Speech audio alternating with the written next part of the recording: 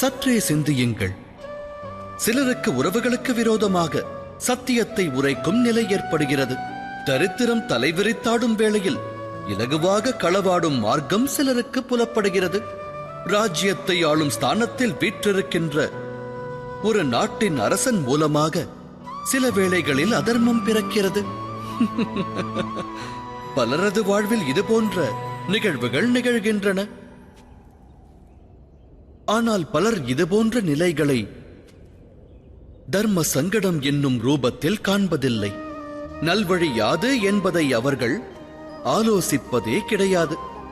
ஈக்களின் கூட்டம் இனிப்பினால் கவர்ந்து இழுத்து வரப்படுவதைப் போல அனைவரும் சுகமார்க்கத்தை தேடுகிறார்கள். ஆனால் உண்மையில் தர்ம சங்கடம் என்னும் க்ஷணம் இறைவனாகப்பட்டவன் விலகும் க்ஷணமாகிறது. உருவான